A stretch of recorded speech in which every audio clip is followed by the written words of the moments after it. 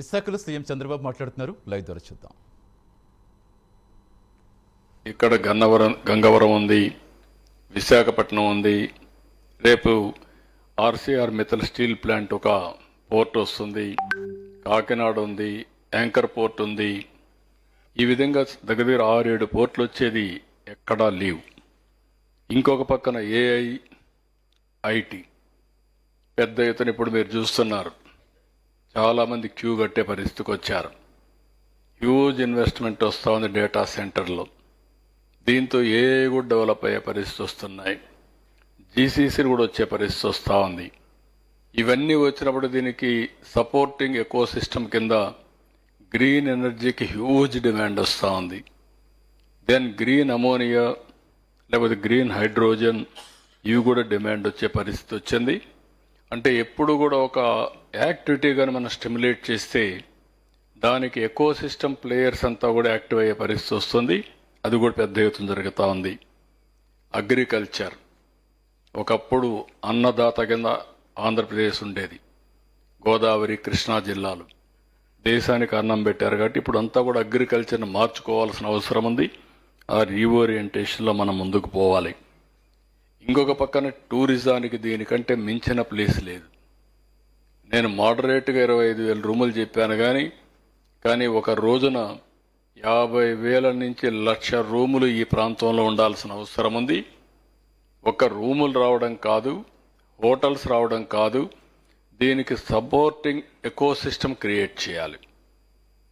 Mice tourism రావాలంటే ఏం చేయాలి, ఈవెంట్స్ కండక్ట్ చేయాలంటే ఏం చేయాలి, ఎగ్జిబిషన్స్ ఏ విధంగా కండక్ట్ చేయాలి.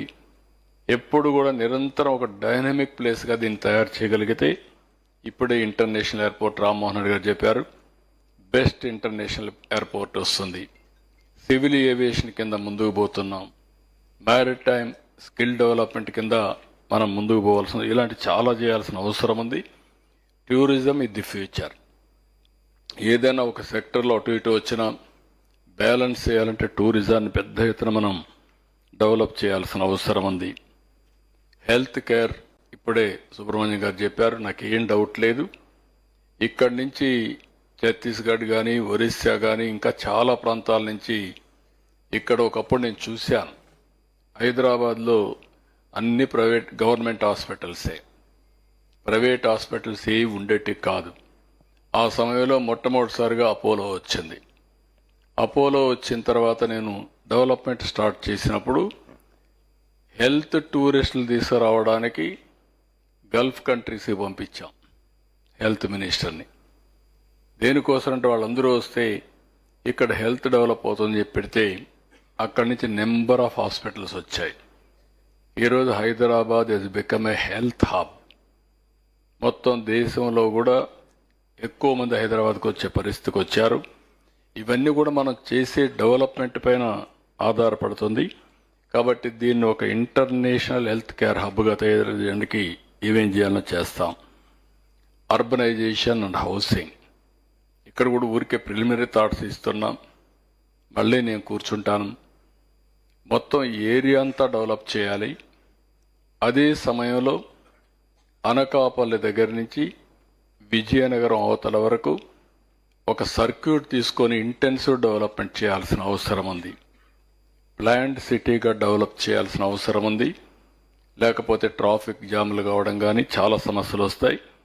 దీన్ని ఏ విధంగా డెవలప్ చేయాలో ప్లాన్ చేసి, అదే మరిగా some more hub and spoke మోడల్లో బ్యూటిఫుల్ సిటీస్ని మనం టౌన్షిప్ని క్రియేట్ చేసుకోవాల్సిన అవసరం ఉంది. ఇంకొక పక్కన light house of sustainability and best in class ఇన్ఫ్రాస్ట్రక్చర్ని ఇచ్చారు.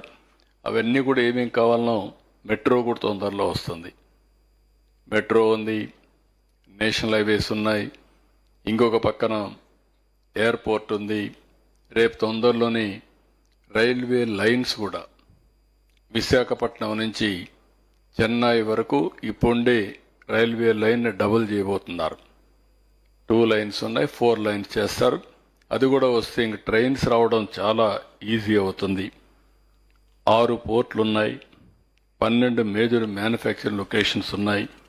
ఇవన్నీ కూడా అవుట్ టు మేక్ ఇట్ ఇంకా నెక్స్ట్ లెవెల్ తీసుకుపోవాలంటే అవసరం అయితే శ్రీకాకుళంలో ఒక స్మాల్ ఎయిర్పోర్ట్ ఒకటి, ఈవెన్ కాకినాడ అనకాపల్లి మధ్యలో ఇంకొక చిన్న ఎయిర్పోర్ట్ ఒకటి, ఇవన్నీ కూడా ఇన్ఫ్రాస్ట్రక్చర్కి ఏం కావాలో క్రియేట్ చేయడానికి సిద్ధంగా ఉన్నాం. దాన్ని ఏ విధంగా మీరు ఉపయోగించుకోవాల్సిన అవసరం ఉంది. 18 మేజర్ అగ్రికల్చర్ లొకేషన్స్ ఉన్నాయి. 7 లార్జ్ ప్లాంటేషన్ ఏరియాస్ని ప్లాన్ చేశారు. మనకు వరల్డ్ క్లాస్ నర్సరీ ఉంది కడియం, దాన్ని కొంతవరకే అభివృద్ధి చేశాం. దాన్ని ఇంకా లాజికల్గా తీసుకుపోవాల్సిన అవసరం ఉంది. 2 ఫుడ్ పార్కులు ఉన్నాయి, ఒక అక్వా పార్కు, ఒక 5 ఫిషింగ్